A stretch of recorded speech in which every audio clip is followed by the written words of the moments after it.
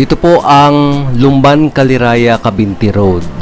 Marami po ang mga nagbibisikleta po dito, mountain bikers, mga motorista, yan, mga bikes.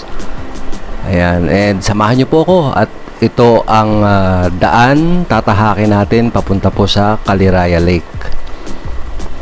Tara!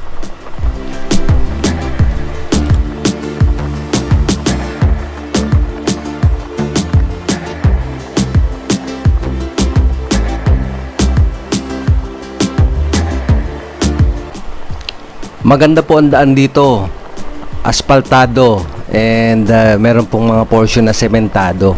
Ayan, at very smooth ride papunta po doon sa Caliraya Lake.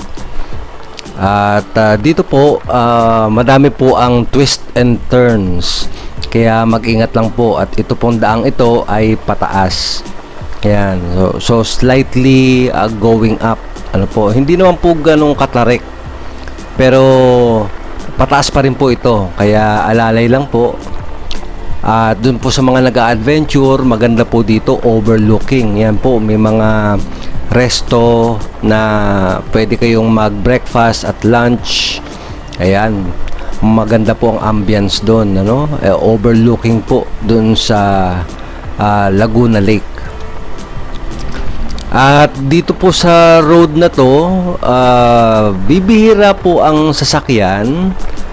Pero syempre, ingat-ingat din po sa karsada at baka mabulaga kayo, bigla na lang po may sumulpot na mga sasakyan. Ayan, meron po mga tricycle, kotse, mga delivery trucks. Ayan, so ingat lang po sa pagbagtas po dito sa Lumban Caliraya Cabinti Road. Ayan.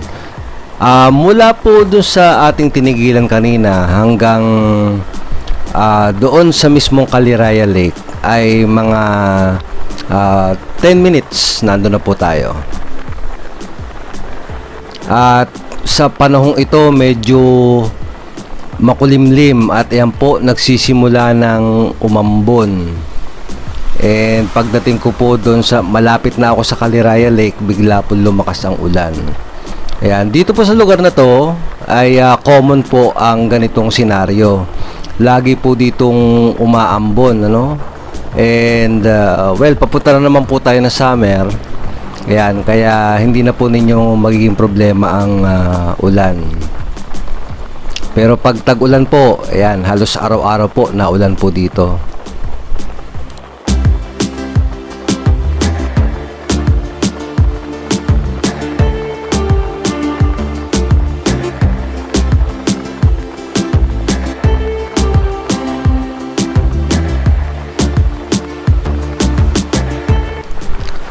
Kung mahilig po kayong mag-travel at gusto ninyong ikutin ang buong Laguna, ayan, samahan nyo po ako.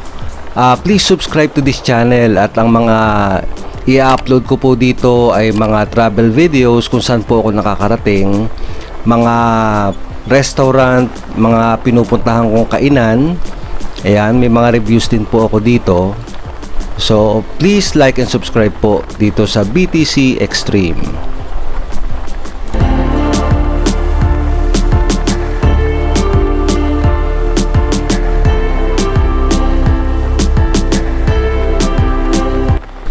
Nako, eto na nga po, bumubuhos na ang ulan. Ayan, pero malapit-lapit na po tayo doon sa Caliraya Lake. Ayan. In this case po, nung lumakas po ang ulan, tumigil muna ako sa isang tindahan. Ayan, nagpatila-tila muna ako ng ulan bago ako nag-proceed doon sa Caliraya Lake. Ayan, ilang metro na lang po ang layo nung biglang lumakas ang ulan. Pero doon po kasi sa bandang Caliraya Lake, wala po tayong sisilungan doon. Kaya dito muna ako sa isang tindahan, nagpalipas ng pagtila nitong ulan.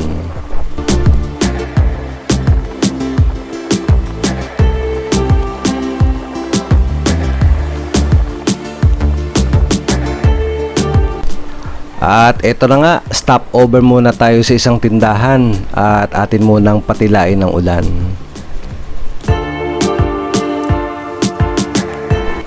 At eto na nga po ang Caliraya Lake. At dito po sa kabilang side ng road, hindi po natin masyado makita yung lake. Kaya po sa pagbalik doon sa kabilang side, doon ko po nakunan ng maayos-ayos yung kabilang parte ng lake. Mahaba-haba din po itong road na to, at ito po ay noong 1939 pa nagawa. So ito po ay ginawa para po maging source ng energy ng ating hydroelectric power plant. Yan po. Ito po ang isa sa mga major supplier po natin ng kuryente dito sa Southern Luzon. Kaya yan po. Napakagandang tanawin po dito. So mamaya po ibibigay ko sa inyo yung details nitong Caliraya Lake. Ayan. And dito po sa parting to hindi pa masyado makita. Ako lang po makikita ninyo. Ayan, pero mamaya ayan yung kabilang side, makikita na po ninyo yung ganda ng Caliraya Lake.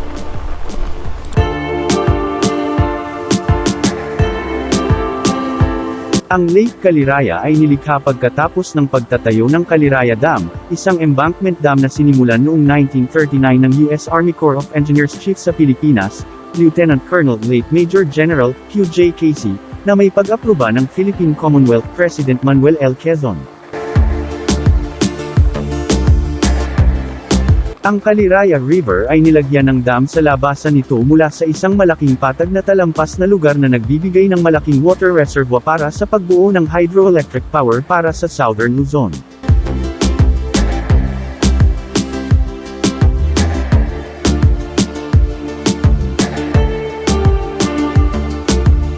Ang dam ay higit sa 100 talampakan 30 metro, ang taas mula sa kung saan ang isang diversion canal ay itinayo ng ilang milya sa ulo ng isang matarik na dalasdis mga 950 talampakan sa itaas ng Laguna de Bay.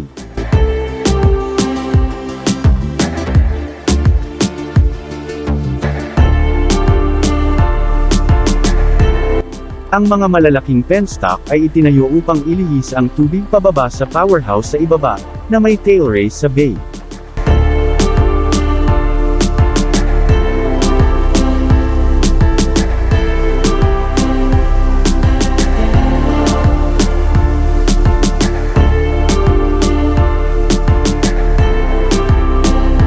Pinahintulutan ng mataas na ulo ang paggamit ng mga high-speed turbine at generator sa medyo mababang halaga ng unit.